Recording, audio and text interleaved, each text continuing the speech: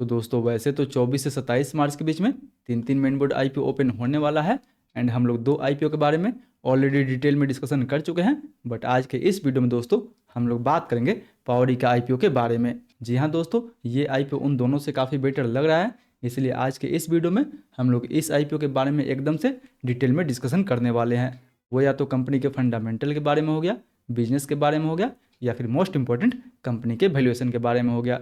इन सबको देखते हुए लास्ट में इसके जीएमपी के बारे में बात करेंगे एंड उसके बाद एक फाइनल डिसीजन बनाएंगे कि क्या हमें इस आईपीओ में अप्लाई करनी चाहिए या फिर नहीं करनी चाहिए।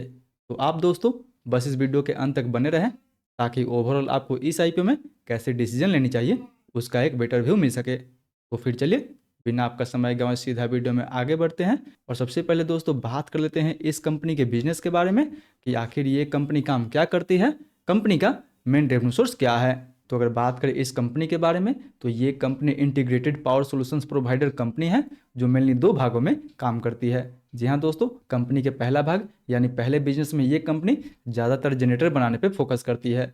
वो या तो मीडियम साइज का जनरेटर हो गया या फिर बड़े साइज का जनरेटर हो गया। ये कंपनी हर तरीके का जनरेटर बनाने का काम करती है। वहीं सेकंड भाग के बारे में यानी सेकंड बिजनेस के बारे में बात करें तो दोस्तों ये कंपनी विंड पावर यानी रिन्यूएबल एनर्जी के सेक्टर में भी काम करती है। हालांकि दोस्तों अभी भी ये कंपनी दो भागों में तो काम करती है, बट इस कंपनी का मैक्सिमम रेवेन्यू जो है वो आपको जनरेटर सेट से देखने को मिल जाता है। जी हाँ दोस्तों, 80 to 86% के आसपास अभी भी जो रेवेन्यू है वो जनरेटर सेट्स के बिजनेस से ही आपको देखने को मिलता है। जबकि अगर बात करें विंड पावर यानी रिन्यूएबल एनर्जी सेक्टर से तो फिलहाल इस सेक्टर से इस कंपनी को लगभग वही 15 से 20% के आसपास रेवेन्यू देखने को मिलता है। हालांकि दोस्तों जनरेटर सेट्स में ये कंपनी काफ़ी लंबे समय से काम करती है, बट अगर विंड पावर के बारे में बात करें तो विंड पावर में ये कंपनी अभी भी फिलहाल 2008 से ही ये कंपनी इन्वॉल्व हुई है। यानी अभी भी जो कंपनी का एक्सपर्टीज है वो आपको जनरेटर सेट से ही देखने को मिल जाता है, जिसको बड़े बड़े इंडस्ट्री के लिए, बड़े बड़े डाटा सेंटर्स के लिए या फिर बड़े बड़े हॉस्पिटल्स में पावर मैनेज करने के लिए यूज किया जाता है। वहीं बिजनेस के तुलना में अगर बात कर ले कंपनी के फंडामेंटल के बारे में तो नो डाउट दोस्तों ओवरऑल जो कंपनी का फंडामेंटल है वो आपको ठीक ठाक ही देखने को मिल जाएगा। बट अगर आप ईयर ऑन ईयर बेसिस पे देखते हैं तो ईयर ऑन ईयर बेसिस पे इसके रेवेन्यू में भी आपको उतार चढ़ाव देखने को मिल जाएगा एंड साथ ही साथ वही इसके प्रॉफिट में भी आपको काफ़ी उतार चढ़ाव देखने को मिल जाएगा। बट अगर बात करें दोस्तों कंपनी के प्रॉफिट मार्जिन के बारे में तो फिलहाल अभी कंपनी जो है लगभग 8% 9% के प्रॉफिट मार्जिन पे काम कर रही है, जो कि काफ़ी अच्छा माना जाएगा इस कंपनी के लिए। वहीं अगर इसका आरओई के बारे में बात करें तो कंपनी का आरओई लगभग आपको 11-12% के आसपास देखने को मिलेगा। आरओसी वही लगभग 14% के आसपास देखने को मिलेगा, जबकि इसका डेट टू इक्विटी लगभग आपको 0.40 के आसपास देखने को मिल जाएगा। यानी कंपनी के ऊपर दोस्तों काफ़ी कम डेट है। वही नहीं, फिलहाल इस आईपीओ से ये कंपनी जो भी फंड रेज करेगी उनसे ये कंपनी अपने सारे डेट को चुका देगी, जिसके बाद इस कंपनी के ऊपर ऑलमोस्ट जीरो डेट बचेगा। मतलब दोस्तों इस आईपीओ के बाद हम लोग इस कंपनी को एकदम से डेट फ्री कंसीडर कर सकते हैं। इसीलिए अगर ओवरऑल फंडामेंटल वाइज बात करें तो जी हाँ दोस्तों, मिला जुला के फंडामेंटल वाइज ये जो कंपनी है वो आपको ठीक ठाक देखने को मिल जाएगी। वहीं फंडामेंटल की तुलना में दोस्तों अगर बात कर ले कंपनी के वैल्यूएशन के बारे में तो यहाँ पे आप देख ही सकते हैं कि पावर इका का जो पी रेशियो रखा गया है वो लगभग 19 के आसपास रखा गया है, जबकि क्यूमेंस इंडिया का पी रेशियो 64 के आसपास देखने को मिलेगा। किर्लोस्कर का पी रेशियो लगभग आपको 43 के आसपास देखने को मिलेगा। एनटीपीसी ग्रीन एनर्जी का पी रेशियो लगभग आपको 1:9 के आसपास देखने को मिलेगा। जबकि दोस्तों अगर बात करें एक्मे सोलर के बारे में तो इसका भी पी रेशियो वही लगभग आपको 50-51 के आसपास देखने को मिल जाएगा। यानी अगर आप पी रेशियो वाइज देखते हैं तो जी हाँ दोस्तों, पी रेशियो वाइज ये जो कंपनी है वो औरों के मुकाबले काफ़ी बेटर है। जबकि वहीं अगर बात कर ले दोस्तों इसके अर्निंग पर शेयर के बारे में तो अर्निंग पर शेयर वाइज भी ये दूसरी कंपनी से काफ़ी बेटर है। यानी या तो आप एनटीपीसी ग्रीन को ले ले या फिर एक्मे सोलर को ले ले, उन सब से ये जो कंपनी है वो काफ़ी बेटर है। हालांकि यहाँ पे किर्लोस्कर एंड क्यूमेंस इंडिया का अर्निंग पर शेयर आपको ज़्यादा देखने को मिलेगा, इसलिए पावरिका का जो पी रेशियो रखा गया है वो दोस्तों कम रखा गया है। यानी ओवरऑल देखा जाए दोस्तों तो मिला जुला के कंपनी जो वैल्यूएशन रखा गया है वो काफ़ी फेवरेबल रखा गया है, क्योंकि वैसे भी इस इंडस्ट्री का पी रेशियो लगभग आपको 19-20 के आसपास देखने को मिल जाएगा। एंड सेम पावरिका का जो पी रेशियो रखा गया है वो दोस्तों 19-20 के आसपास रखा गया है। यानी ओवरऑल देखा जाए तो कंपनी के वैल्यूएशन को हम दोस्तों रीजनेबल बोल सकते हैं।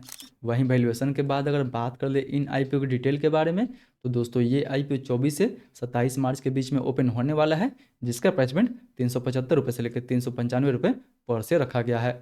हालांकि दोस्तों अगर आप कंपनी में काम करते हैं तो आपके लिए 37 रुपये का एडिशनल छूट भी दिया जाएगा। वहीं अगर बात कर ले आईपीओ के टोटल इशू साइज के बारे में, तो दोस्तों आईपीओ का टोटल इशू साइज लगभग 1100 करोड़ के आसपास होने वाला है, जिसमें से 700 करोड़ का फ्रेश इशू होगा एंड 400 करोड़ का ऑफर फॉर सेल आपको देखने को मिलेगा। हालांकि दोस्तों ये जो मैक्सिमम पैसा है वो कंपनी के पास जाने वाला है, जिसको ये कंपनी अपने डेट रिपेमेंट करने के लिए यूज करेगी एंड कुछ पैसा अपने बिजनेस ग्रोथ के लिए यूज करेगी। वहीं 5 रुपये के फेस वैल्यू पे मिनिमम हम इसमें एक लॉट अप्लाई कर सकते हैं। एक लॉट में हमें 37 शेयर मिलेगा, जिसके लिए हमें 14,615 रुपये तक इन्वेस्ट करना होगा। वहीं अगर बात कर ले इस आईपीओ में कोटा के बारे में, तो जी हाँ दोस्तों, रिटेल के लिए इस आईपीओ में वही लगभग 35% के आसपास कोटा दिया गया है, जो कि काफ़ी अच्छा माना जाएगा रिटेल पॉइंट ऑफ व्यू से। सो फाइनली इन सारे फैक्टर को देखते हुए अब अगर बात करें कि क्या हमें इस आईपीओ में अप्लाई करनी चाहिए या फिर नहीं करनी चाहिए, तो दोस्तों अगर सबसे पहले बात करें लिस्टिंग गेंस के बारे में, तो फिलहाल ग्रे मार्केट में वही इसका लगभग डिमांड जो है वो 2% के आसपास बना हुआ है। यानी 2% के हिसाब से देखा जाए तो फिलहाल ग्रे मार्केट में इसका डिमांड आपको काफ़ी वीक देखने को मिल जाएगा। हालांकि दोस्तों मार्केट गिर रहा है, चारों तरफ एक तरफा गिरावट देखने को मिल रहा है, इसलिए फिलहाल इसके ग्रे मार्केट में अभी लगभग आपको गिरावट ही देखने को मिलेगा। बट दोस्तों आगे चल के अगर मार्केट स्टेबल होता है, मार्केट ठीक से अच्छा खासा चलता है, ये जो वार है ईरान इजराइल का वो आगे चल के रुकता है, तो मैं भी इसके ग्रे मार्केट में हमें ठीक ठाक डिमांड देखने को मिल जाएगा। इसलिए अगर दोस्तों इसके दूसरे दिन एंड तीसरे दिन तक ग्रे मार्केट में ठीक ठाक डिमांड रहता है, तो आप इस आईपीओ में लिस्टिंग गेंस के लिए अप्लाई कर सकते हैं। नहीं तो दोस्तों अगर इस आईपीओ ग्रे मार्केट में डिमांड नहीं रहता है एंड आपको कंपनी का बिजनेस, कंपनी का फंडामेंटल एंड इवन कंपनी का वैल्यूएशन ठीक ठाक लग रहा है, तो आप इस आईपीओ को शॉर्ट टर्म या फिर मीडियम टर्म के लिए भी अप्लाई कर सकते हैं। क्योंकि एक तो कंपनी का ओरिजिनल इक्विपमेंट मैन्युफैक्चरर का जो पार्टनरशिप है वो आपको काफ़ी स्ट्रॉन्ग देखने को मिल जाएगा। जी हाँ दोस्तों, ये कंपनी क्यूमिंस इंडिया, हुंडई या फिर जी वर्नोवा के साथ ऑलरेडी काफ़ी स्ट्रॉन्ग पार्टनरशिप कर चुकी है। वहीं कंपनी का इस मार्केट में आपको काफ़ी अच्छा खासा 40 साल से ज़्यादा का एक्सपीरियंस भी देखने को मिल जाएगा एंड इन 40 सालों में ये जो कंपनी है अपने ब्रांड वैल्यू को दोस्तों वो ऑल इंडिया में स्केल कर पाई है। बट वहीं देखा है दोस्तों तो इस सेक्टर में आपको कंपटीशन भी ज़्यादा देखने को मिल जाएगा। वो या तो आप सेकेंडरी मार्केट में देख ले या फिर अनलिस्टेड मार्केट में भी देख ले, हर सेगमेंट में इस सेक्टर में आपको कंपटीशन ज़्यादा देखने को मिलेगा। वहीं दोस्तों कंपनी का फंडामेंटल में भी आपको फ्लैक्चुएशन देखने को मिल जाएगा एंड उनके साथ ही साथ दोस्तों ये जो कंपनी है वो कुछ ही सप्लायर पे बहुत ज़्यादा डिपेंडेंट है। जी हाँ दोस्तों, ओरिजिनल इक्विपमेंट मैन्युफैक्चरर्स के लिए ये जो कंपनी है वो कुमिंस इंडिया पे बहुत ज़्यादा डिपेंडेंट है। यानी ये कंपनी जो भी डीजल इंजन बनाती है वो उसका ज़्यादातर पार्ट जो है वो क्यूमिंस इंडिया से देखने को मिलता है। तो अगर बीच में क्यूमिंस इंडिया जो है वो सप्लाई बंद करती है या फिर क्यूमिंस इंडिया के बिजनेस में ही स्लो डाउन देखने को मिलता है, तो मे भी उसका भी सीधा इम्पैक्ट जो है वो पावरिका के बिजनेस पे देखने को मिल सकता है। बट हालांकि दोस्तों ये छोटा मोटा रिस्क तो हर कंपनी के साथ बना रहता है, बट अगर ओवरऑल देखा जाए तो फिलहाल अभी पावर सेक्टर में बहुत ज़्यादा डिमांड देखने को मिल रहा है एंड वैसे भी ये जो कंपनी है वो कहीं ना कहीं data centre and even green energy से बिलोंग करती है, जिसका आगे चल के आपको डिमांड ठीक ठाक देखने को मिल जाएगा। इसलिए दोस्तों मैं भी अगर ग्रे मार्केट में डिमांड नहीं रहता है तो आप तो इस आईपीओ को लिस्टिंग गेंस के लिए अवॉइड कर सकते हैं। बट अगर जिनको भी इस आईपीओ में लॉन्ग टर्म, मीडियम टर्म या फिर इवन शॉर्ट टर्म के लिए जाना चाहते हैं, तो दोस्तों इस आईपीओ में वो अपना रिस्क एंड रिवार्ड को देखते हुए शॉर्ट टर्म, मीडियम टर्म या फिर इवन लॉन्ग टर्म के लिए भी अप्लाई कर सकते हैं। बट याद रहे दोस्तों कि ये था मेरा पूरा व्यू इन आईपीओ को लेकर। आप जो भी डिसीजन ले अपना रिस्क एंड अपना रिस्क लगाने के बाद ही ले। आई होप दोस्तों वीडियो आपको काफ़ी पसंद आया होगा। अगर वीडियो अच्छा लगे तो वीडियो को लाइक कीजिए एंड अपने दोस्तों के साथ भी जरूर शेयर कीजिए।